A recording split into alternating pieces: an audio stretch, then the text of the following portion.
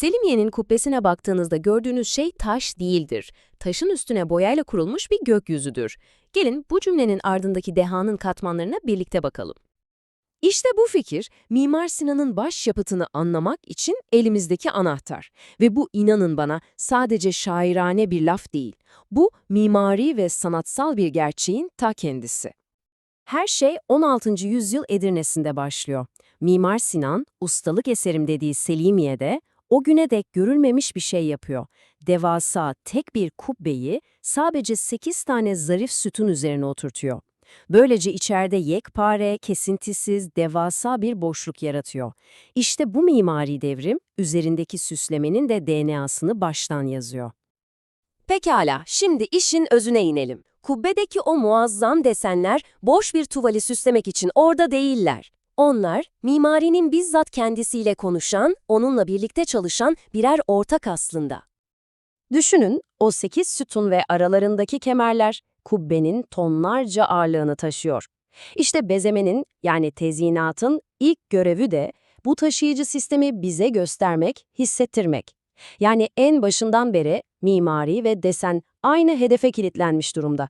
Kusursuz bir bütünlük. Peki buna nasıl başarıyorlar? Çok akıllıca. Bakın, boyalı çizgiler, mimari kemerlerin kıvrımlarını birebir takip edip onları vurguluyor. Kubbenin tam eteğindeki yazı kuşağı, o devasa dairenin sınırlarını net bir şekilde çiziyor. Ve en önemlisi, bütün desenler bir nehir gibi akarak merkezdeki o madalyonda yani şemsede birleşiyor. Gözümüzü doğrudan yapının kalbine çekiyor. Şimdi gelin, bu görsel dilin kelimelerine, yani motiflere biraz daha yakından bakalım. Çünkü bunlar rastgele çizilmiş süsler değil, kendi kuralları, kendi anlamları olan bir alfabe. Her şeyin temelinde o kesintisiz akışı sağlayan Rumi motifleri var. Rumi, yani Anadolu'ya ait demek. Stilize hayvan figürlerinden türetilmiş bu kıvrımlar desene o muhteşem akışkanlık hissini veriyor. Rumi'nin açtığı bu yollara, bu ana damarlara bu sefer Hatayi grubu gelip yerleşiyor. Bunlar da palmet, lotus gibi bitki kökenli desenler. Mesela penç, sanki bir çiçeğe tam tepeden kuş bakışı bakıyormuşsunuz gibi çiziliyor. Veya gonca gül, bir tomurcuğun kesiti gibi duruyor. Yani doğanın soyut bir haritası kubbede yerini alıyor. Peki, bu iki ana grup arasındaki boşlukları ne dolduruyor? İşte burada devreye bulut motifleri giriyor. Aslında Çin sanatından geliyor ama Osmanlı sanatçılarının elinde bambaşka bir şeye dönüşüyor.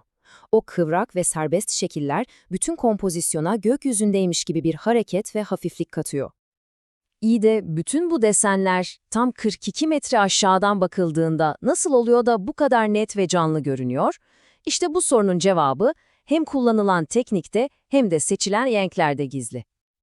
Kullanılan tekniğin adı kalem işi. Yani düşünün ki kuru sıvanın üzerine fırçayla doğrudan resim yapılıyor. Bu yöntem sayesinde desenler çini gibi parlak ve yansımalı olmuyor, tam tersine çok daha net ve keskin hatlara sahip oluyor. Renk paleti ise biliyor musunuz aslında aldatıcı derecede basit. Zeminlerde gökyüzünü hatırlatan kobalt mavisi ve firuze. Vurgularda o canlı, enerjik kırmızı, desenleri birbirinden ayıran keskin siyah konturlar ve ara sıra parlayan o küçük altın yaldız dokunuşları. Hepsi bu kadar. İşte bu seçim, yani bu sınırlı palet ve net konturlar tamamen bilinçli bir tasarım kararı. Amacı da tam olarak uzaktan okunabilirlik. Bu sayede desenler iç içe geçip bir karmaşaya dönüşmüyor, yerden baktığınızda bile her biri tek tek seçiliyor. Pencerelerden süzülen ışıkla da gün boyu farklı tonlara bürünüp adeta yaşayan bir yüzeye dönüşüyor. Ama durun, bu muhteşem bestede bir enstrüman daha var. Hem de çok güçlü bir enstrüman. Hat sanatı. Yani yazının kendisi. Kubbe eteğini çepeçevre saran o anıtsal yazı kuşağı sadece manevi bir mesaj iletmiyor, aynı zamanda mimari bir işlevi var. Kubbenin dairesel başlangıcını tanımlıyor ve bütün kompozisyona hem bir metin hem de görsel bir ritim katıyor. Kısacası söz ile desenin mükemmel buluşması bu. Tabii, böyle bir başyapıt yapıldığı güne hapsedilemez. Onun da bir yaşam öyküsü, katman katman birikmiş bir tarihi var.